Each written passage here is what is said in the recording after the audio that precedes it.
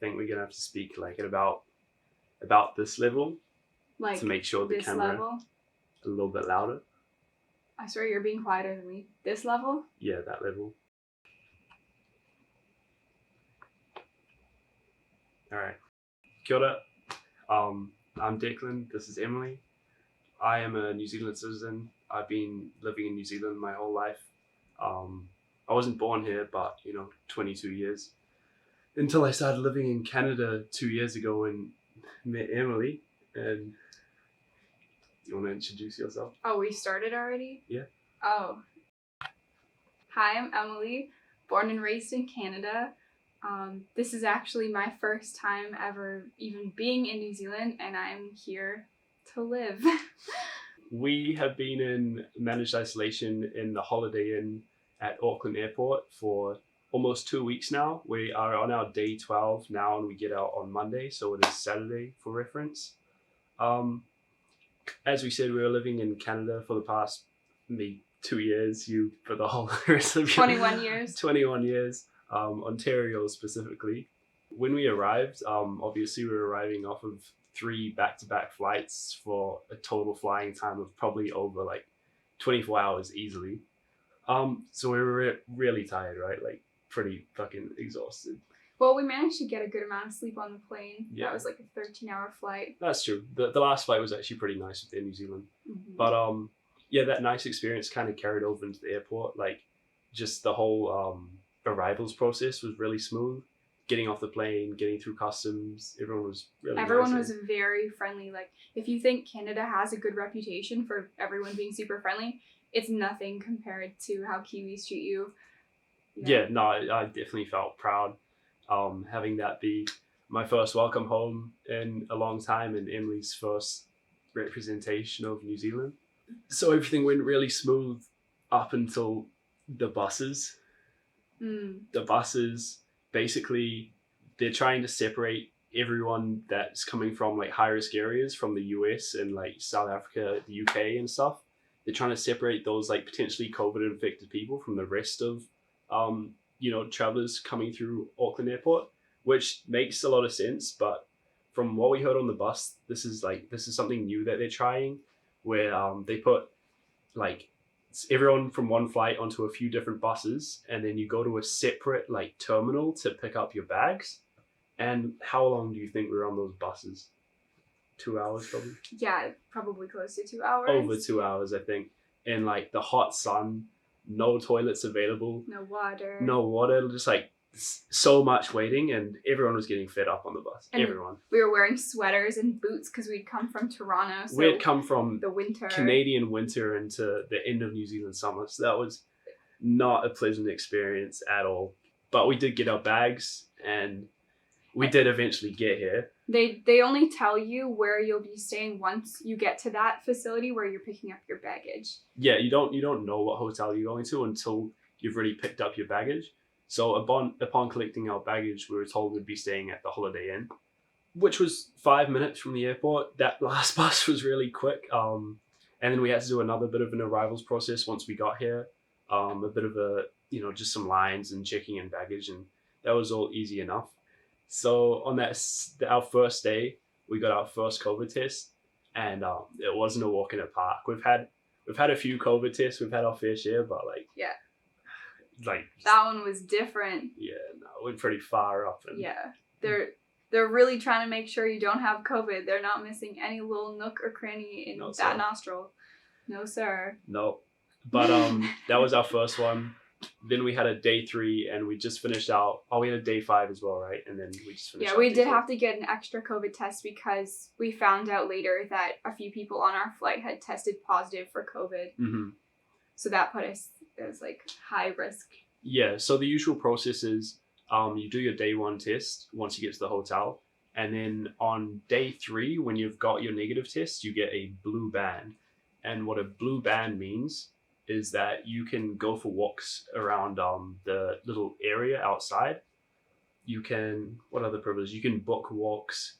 You can, pretty much just walk, which is, it doesn't sound like a lot, but it's a big freedom when you're holed up inside for 2 weeks. And we're pretty lucky because, well, originally we were told that we'd be staying in a hotel in the CBD, which sounded exciting because we know that there are some pretty nice hotels in the city. But apparently they don't have any actual outdoor access. But we can leave. Yeah, they have to go on buses to actually go to their like they go to a racetrack or something to go on their walks. But we've just got a little balcony outside and a little walking area for our walks. But once you get your blue bands and you go through reception, you check in and you say like your room number, and then you go for the walk. So it's not that simple, like still manageable. But in the month leading up to actually coming here, obviously Em was all over the online videos like these ones, trying to find out about the food. The food looked pretty good, so I was excited about the food. Just like the general consensus that you'd hear from people was that the food was really good. Yeah. And like I was even part of a Facebook group, and like the food looked pretty mean. Like everything I saw looked really good.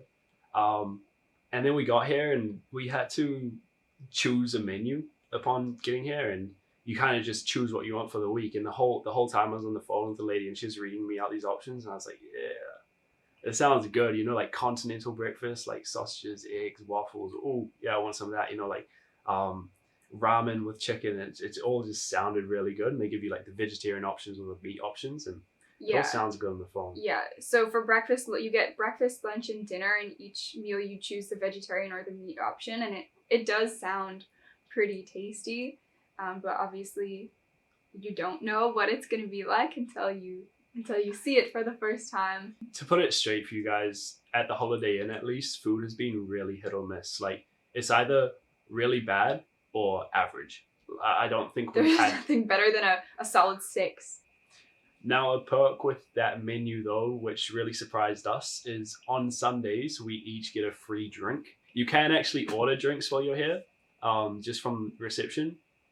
And yeah, like on a Friday or Saturday, like I'll get a Corona and we'll get some ciders. And yeah, we get those free drinks on the Sunday, but for the beers, they only have Steinlager Pure. I know. But with dropping stuff off, they've been really good. Like we've had my family come by, my friends come by and drop off food, drinks, alcohol, necessities, you know, dishwashing liquid, just because we have to wash our dishes in the bathroom sink. But it's really simple. They just drop it off and reception gives you a call. Say, did someone drop something off for you? And you're like, yep. It's been the same with like food, right? Like food deliveries. We've ordered pizza, we've ordered Uber Eats. So you can use Uber Eats to order food to your room. So if you really don't like the food that much, you have that option. I also ordered myself an iced coffee from Dunkin' Donuts the other day. But basically the delivery fee is as much as the coffee. So yeah, well, we had a weird experience with Domino's last night, right?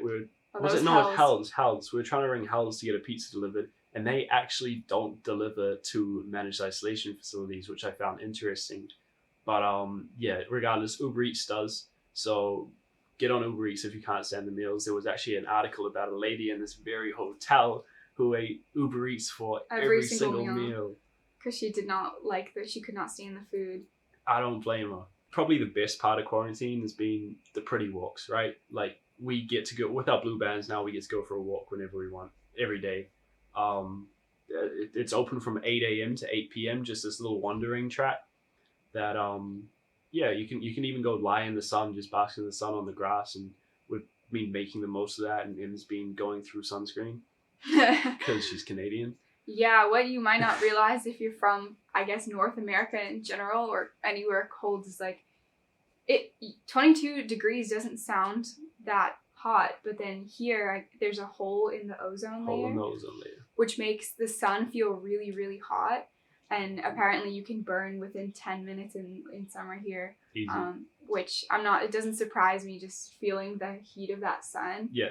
Even when it says it's only 20 or 22 degrees, you feel it for sure. Mm-hmm. So I'd just say being outside has been the best part of quarantine. I feel really bad for anyone who has to, book walks to go on buses, to go walk around Ellerslie Park or whatever, the stadium. The worst part of quarantine, I think we can mutually agree, is the food. Yeah. Very underwhelming. We've both been putting on weight, believe it or not, because we've been limited to the snacks that our friends and family drop off. Chocolate for breakfast, cookies for lunch, ice cream for dinner. If we had to rate our quarantine experience. Overall rating? Overall rating. Would you agree with me in saying like 6.5 out of 10? Yeah. Yeah, 6.5 out of fair. 10. I wouldn't give it a 7. I wouldn't give it a 6. I wouldn't give it lower than a 6. I think 6.5 with everything combined, the friendliness of the staff, the outside walks, the shitty food. I would say if the food was good, it would be an 8. Yeah, pretty much an 8 if the food was good, but it's not, so we're going to give it a 6.5 out of 10. Yeah, and we're excited to start our actual living in New Zealand journey in a couple of days. Oh, yeah. Yeah. And if you have any suggestions, if you're a New Zealand citizen, you have any suggestions on snacks that I should try, I think next we'll be going to a grocery store and just buying a ton of New Zealand snacks and sitting down and like rating those. Yeah, that'll be fun. Yep. All right, peace.